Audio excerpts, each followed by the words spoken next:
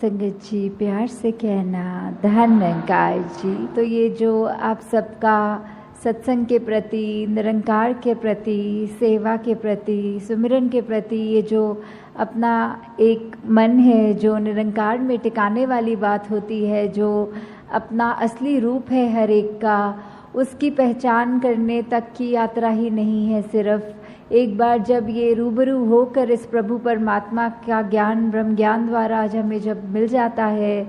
तो उसके बाद जीवन को कैसे जीना है, वो सब बातें जो इस सत्संग रूप से हमें शिक्षा मिलती है, उसको किस तरह अपने जीवन में अपनाना है। तो कैसे ये समय की बात है कि अपना यूज़ जो किया उसको इस प्रभु परमात्मा निरंकार के एहसास में बिताने वाली बात आ जाती है कि कैसे हमारा एक एक पल ये प्रभु परमात्मा निरंकार ने जो हमको बख्शा है, उस पल को हम सदुपयोग करते हुए कि किस तरह हमारी इंटेंशन की बात होती है वो कि हमें सत्संग में आकर एक एक पल सिर्फ आकर बैठ के चले जाना नहीं, पर एक एक वक्ता चाहे छोटे बच्चे की ज़ुबान से था, बुज़ुर्ग की, बहन भाई जिनसे भी कविता रूप, गीत रूप, स्पीच रूप, जो भी बोला सबने, वो एक एक वचन ऐसा था जो पूरे जीवन में एक इम्पैक्ट पॉजिटिव कर देता है। तो दातार कृपा करे कि ये ताउम्र हमारे जीवन में ये अच्छी बातें, ये हमारे सिर्फ बोल तक नहीं रह जाए, कान में घुस के सिर्फ दूसरों को सुनाने के लिए नहीं रह जाए, बल्कि हमारी सोच में, हमारे व्यवहार में, हमारे कर्मों में भी झलके। तो ये पंक्तियों में जिस तरह ये बात हो रही है हरदेव वाणी में कि ये सुख की बात है, ये जो हर एक को जो अपने जीवन में सुख की प्राप्ति करने के लिए क्या एक रास्ता अपनाना है। जिस तरह अभी सत्संग की भी बात हुई, उस तरह यही कि युगों युगों से देखा जाए तो संतों का तो दिल ऐसा ही हुआ है जो सिर्फ अभी की बात नहीं है, चाहे कलयुग हो, सतयुग हो, द्वापर हो, कोई भी समय ले लें, कि संतों ने तो हमेशा यही चाहा है कि एक जो हर एक को कैसे मन में चैन दिया जाए, हर एक को किस तरह अपने असली रूप इस परमात्मा का दर्श दीदार करा दिया जाए, और कैसे उस तरह फिर एक जो पहचान कराई जाए, अच्छे गुण दिए जाए, उसी में ही एक ये परमानेंट सुख छुपा है। छोटे छोटे सुख तो कहीं ना कहीं हर समय पे मिल जाते हैं, पर ऐसा कौन सा सुख है जो हर समय एक जैसा ही हो और वो उस सुख में कुछ बढ़ा ना जाए, कोई घटा ना जाए। तो वो वाला सुख जो एक ब्लिस की अवस्था होती है, जो एक चैन से भी ऊपर उठ के, खुशी से भी ऊपर उठ के जो वो सुख है, तो वो सुख सिर्फ तभी मिल सकता है जब हम संतों का संग कर लेंगे। कि संतों का जब तक संग हमारे जीवन में आएगा नहीं, तब तक हम कैसे अपने जीवन को उस मुकाम तक लेकर जाना संभव नहीं होता, क्योंकि संत ही हैं जो हमको प्रेरणा देते हैं हमारे जीवन को सुधारने के लिए। और एक बार हमें वो जब पता लग जाता है कि ये क्या सच्चाई है, तो हम अपने जीवन में एक वो परमानेंट सुख, एक जो हर समय रहने वाला सुख, उसको प्राप्त कर लेते हैं। हाँ जी। भला सोचते जो औरों का खुद अच्छे बन जाते हैं, सच्चाई के साथ रहें तो खुद सच्चे बन जाते हैं। तो ये सच्चाई जो हमेशा के लिए ही सच्चाई है, जैसे कोई सच्चाइयाँ ऐसी हैं जो अभी हैं, कुछ पल के बाद नहीं है। जैसे अभी अगर रात्रि का समय है तो कुछ घंटों के बाद वो झूठ हो जाएगा, क्योंकि वो दिन हो जाएगा। तो ऐसे कुछ सच्चाइयाँ कुछ समय के लिए रहने वाली सच्चाइयों की यहाँ बात नहीं हो रही। वो बात ही कि कैसे एक निरंकार प्रभु परमात्मा, यही सच्चाई ये तब भी थी जब ये ब्रह्मांड बना नहीं था, ये धरती बनी नहीं थी, और ये तब भी रहेगा जब सब कुछ खत्म हो जाएगा। हर कुछ जो माया का रूप है, उस रूप से हटकर जो भी है वो सब निरंकार है, वही एक ही सच्चाई है, कायम दायम रहने वाली सच्चाई। तो उस सच्चाई से जितने ज़्यादा हम जुड़ेंगे, हमारे अपने मन के भाव उन गुणों को अपनाएंगे कि कैसे ये हम इस निरंकार जैसा बनता और जाते रहें। जैसे विशालता का जिक्र आता है, और भी जो भी हमारे को गुण समझ में आते हैं कि हर एक गुण इस निरंकार में स्वयं है। और वैसे ही हम उतना ही हमारा भी मन सच्चा होता जाएगा जितना हम खुद सिमरन रूप में, संगत रूप में, सेवा रूप में इस निरंकार से जुड़ते चले जाएंगे। तो वो नेचुरली वही बात कि हमारे मन में भी वही सच्चाई अपनी पकड़ और बनाएगी और हमारा मन भी फिर कुछ और गलत चीज़ें सोचने के बजाय सिर्फ ये सच्चाई से ही जुड़ता चला जाएगा। हाँ जी। सब कुछ पीछे रह जाता है, नेकी ही संग जाती है, मालिक की दरगाह में जाकर नेकी काम आती है जी। तो ये वाली जो हमारा जीवन काल मिला है, इसमें हमको जहाँ कर्म करने की पूरी आज़ादी है,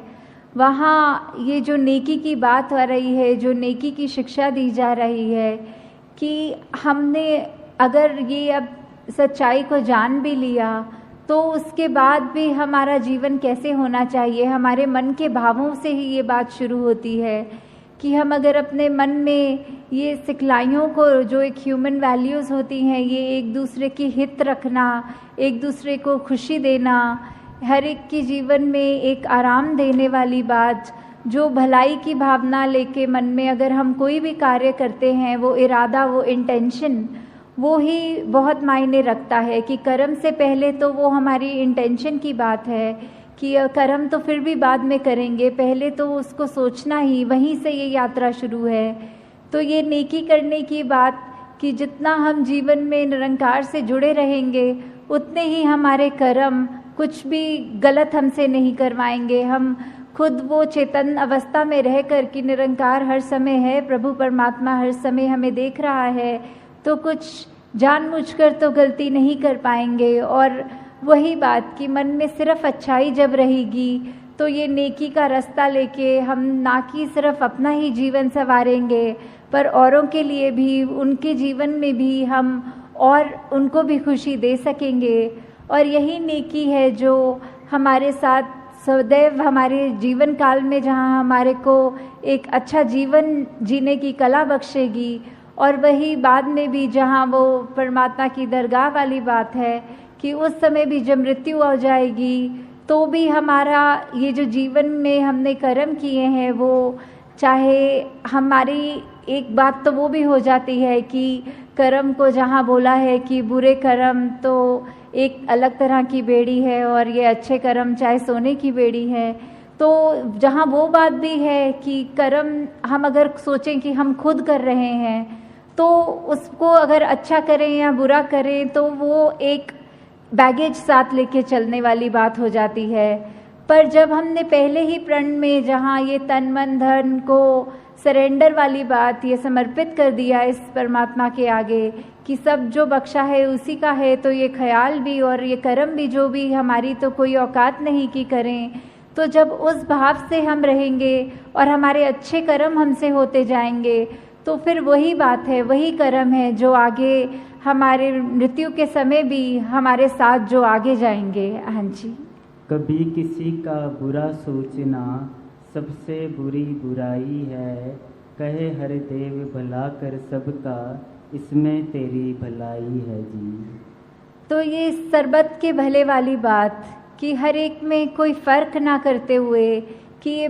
भलाई की भाव जब मन में है, ये मन में जो रोशनी जग गई है, तो फिर उस रोशनी ने कोई पार्शियलिटी नहीं करनी, कोई ऐसा नहीं सोचना कि सिर्फ इस व्यक्ति के लिए ही रोशनी है, इस व्यक्ति के लिए अंधेरा है। तो वो जब रोशनी जगी है तो वो हर एक बराबर है, आगे हर एक को ही उतना ही दिखना है। तो हमने भी अपने नज़र में कोई फ़र्क नहीं करना। वो भाई कन्हैया वाली सेवा भक्ति की बात कि जहाँ युद्ध के मैदान में जब उनसे भी पूछा गया कि आपने